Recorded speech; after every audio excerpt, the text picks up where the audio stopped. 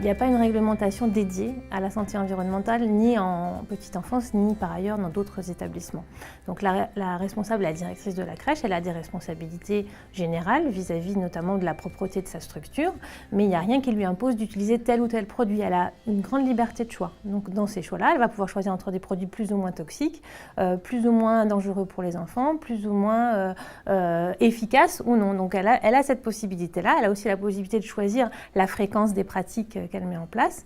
Ça, c'est vrai pour toutes les pièces. Il y a une petite nuance en cuisine, puisque la cuisine, elle a sa réglementation propre, qui est liée effectivement à tous les lieux où on va transformer les aliments, notamment vis-à-vis des contraintes liées aux bactéries.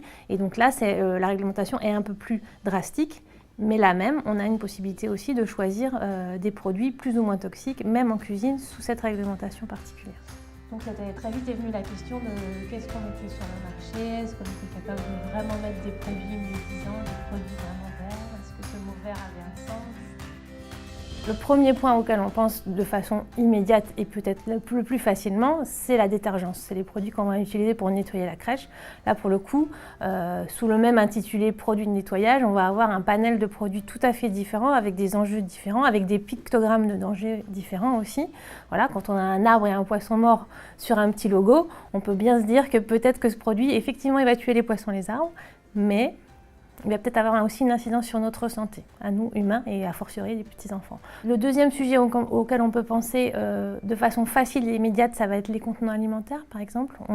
Depuis l'histoire du bisphénol A dans les biberons, qui est maintenant très connu, on sait qu'il y a une capacité pour certains plastiques de migrer dans les aliments, notamment à la réchauffe.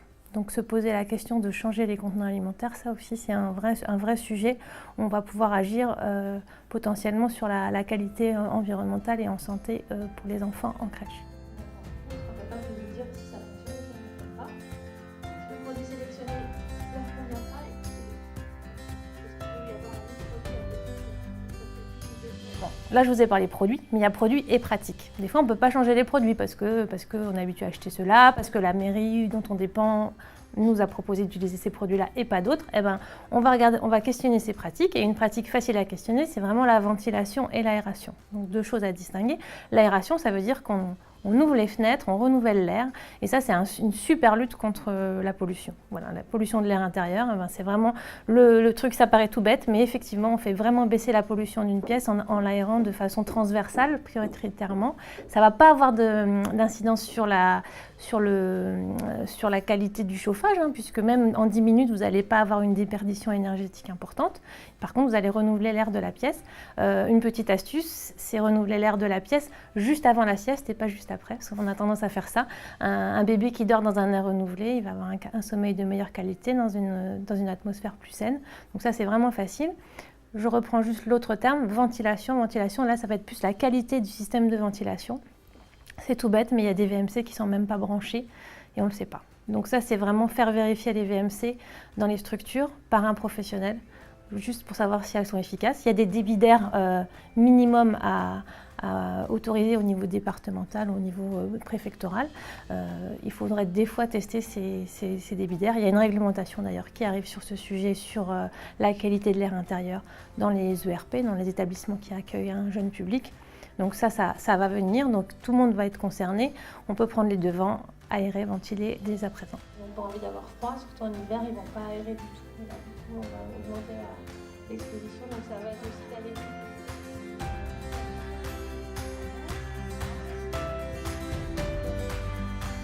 Ce qu'il faut retenir, c'est que c'est un chemin. C'est surtout pas je rentre, j'ai une formation, je rentre, je fais la révolution dans la structure, ça marche pas. Il faut que chacun développe cette culture générale du sujet, déjà soit sensibilisé. Donc l'essentiel, c'est sensibiliser tout le monde à la crèche, tous les personnels au même niveau. Et après, on va faire un diagnostic. C'est-à-dire il faut essayer de se positionner. Donc ça peut se faire tout seul ou ça peut se faire. Il y a des organismes qui accompagnent dans ce sens-là. On va regarder un peu les pratiques, les produits. On va se poser la question produit par produit, pratique par pratique, pièce par pièce. Qu'est-ce que je fais bien, qu'est-ce que je fais moyennement bien, qu'est-ce que je peux changer? Et puis surtout se poser la question des indicateurs. Est-ce que je suis capable de changer en termes de coût? À quelle fréquence? En combien de temps? Qu'est-ce que ça va m'apporter de bénéfique? On peut mettre des indicateurs même sur l'absentéisme par exemple. Je vais changer mes produits de détergent. Est-ce que j'ai moins de personnel malade? intéressant. Voilà, c'est mettre cette conduite du changement, ça se fait avec des outils, des indicateurs. On pilote, on regarde comment on s'améliore et surtout on implique les gens. C'est-à-dire qu'il faut vraiment que tout le monde soit impliqué. L'idéal, c'est de bosser en mode projet, ça c'est excellent. C'est-à-dire, par exemple, si on a décidé de changer ses pratiques en termes de loisirs créatifs, on veut faire des produits maison. Pâte à modeler, on peut faire de la pâte à modeler avec des choses qu'on a en cuisine, hein, de la farine, des choses très basiques. Et bien peut-être qu'on peut demander à tout le monde dans la crèche qui s'intéresse de porter ce projet. Pas forcément dire, toi, c'est parce que tu es affecté à ce sujet-là, tu vas le faire. Il y a peut-être dans le groupe quelqu'un qui est à la maison, le fait déjà avec ses propres enfants, est motivé pour le faire.